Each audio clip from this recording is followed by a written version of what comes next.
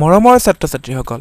তোমালোক আটাইকে স্বাগতম জনাই আজিৰ ভিডিঅ'টোৰ হৈতে মই জিন্টুজিত গগৈ পুনৰ এবাৰ তোমালোকৰ কাষলৈ আহিছো আশা ৰাখিছো সকলোৱে কুশলে আছে আজি আমি চতুৰ্থ শ্ৰেণীৰ অংকুৰণ পাঠ্যপুথিৰ দ্বিতীয় পাঠ মানুহৰ মাজলৈ কাপোৰ কেনেকৈ আহিল আলোচনা কৰিব ওলাইছো তোমালোকে জানানে আমাৰ অসমৰ গাতে লাগি থকা এখন ৰাজ্য হল অৰুণাচল প্ৰদেশত ভালেমান জনজাতীয় লোক আছে তাৰে ভিতৰত মিচিমিসকল অন্যতম তেওঁলোকৰ হাছপাৰবোৰ বৰ ধুনীয়া তেওঁলোক মূলত পাহাৰৰ বাসিন্দা তেওঁলোক তাতেই খেতি-বাতি কৰে হাবিত জীৱ-জন্তু শিকাৰ কৰি খুব ভাল পায় তেওঁলোকে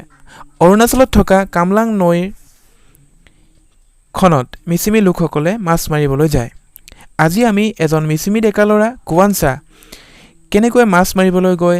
কি মাছ পালে আৰু তাৰ পিছত কি হল এই পাঠটোত পঢ়িবলৈ পাম তাৰ আগতে কুৱানচাৰ বিষয়ে কিছু কথা জানি লওঁ আহা হি বৰ দুখীয়া ঘৰৰ ল'ৰা আছিল তাৰ মা দেউতা নাছিল হেয়ে হি নিজে কৰিলেহে খাবলৈ পায়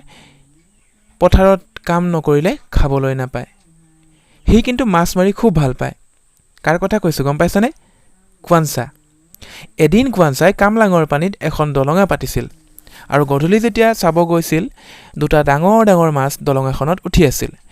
হি আনন্দত জপিয়াই উঠিছিল ঘৰলৈ আনি লাওৰ খোলা এটাত ডাঙৰ মাছটো জিয়াই থলে আৰু অকমান সৰুটো হি খালে পিছদিনা গধূলি কামৰ পৰা ঘৰলৈ আহি দেখে এদম কাপোৰেৰে ঘৰটো তাৰ ভৰি আছিল হি আচৰিত হৈ গল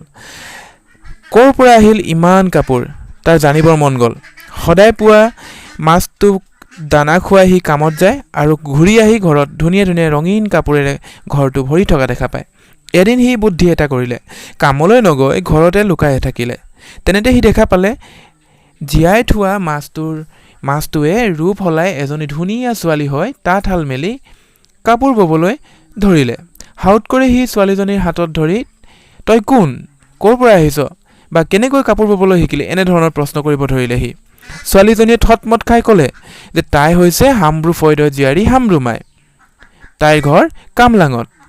আদিমানৱী নিমকে তাইক শিপিনী হ'বলৈ কৈছিল আৰু সেইবাবে তাই কাপোৰ ববলৈ শিকিছিল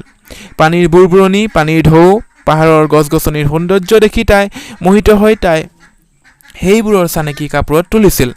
পানীত থকা ৰঙা নীলা বগা ৰঙৰ হাব দেখি কাপোৰত বুটা তুলিছিল আকাশৰ ৰং ডাৱৰৰ লুকা-ভাকু বা মাছৰ বাকলিৰ চিকমিকনিৰ ছবিয়ে তাইক মোহিত কৰিছিল আৰু এই ছবিবোৰে তাই বুটা বনাই কাপোৰত তুলিছিল হামব্ৰুমাইৰ কথা শুনি কুৱানচাই মোহিত হৈ গল আৰু তাই হি বিয়া কৰালে দুয়োজনে একেলগে থাকিবলৈ আৰম্ভ কৰিলে এদিন কি হ'ল জানানে এদিন কাপোৰবোৰ ৰ'দত শুকুৱাই ৰাখোতে ধুমুহা আহিলত পৃথিৱীৰ চুকে কোণে কাপোৰবোৰ উৰি গৈছিল আৰু তেতিয়া হামব্ৰুমায়ে খুব ভাল পাইছিল আৰু হামব্ৰুমায়ে কৈছিল যে আদিমানৱী কোন আছিল বোলে আদিমানৱী আছিল নিমকে খুব ভাল পাব তেওঁৰ মনোবাঞ্ছা পূৰ্ণ হ'ব আজি কাৰণ আজি কাপোৰবোৰ পৃথিৱীৰ চুকে কোণে বিয়পি পৰিল আৰু কেনে লাগিল বাৰু তোমালোকৰ সাধুটো নিশ্চয় ভাল লাগিল পাঠটো তোমালোকৰ 2-3 বাৰ মান পঢ়িবা আৰু তোমালোকেও খুব ভাল পাবা পঢ়ি আৰু পাঠটোত দিয়া প্ৰশ্নোত্তৰবোৰ কৰিবলৈ যত্ন কৰিবা আশা ৰাখিছো তোমালোকে সুন্দৰকৈ বুজি পাইছা শেষত তোমালোক সকলোকে ধন্যবাদ জনাই ভিডিঅ'টো সামৰণি মাৰিলো ধন্যবাদ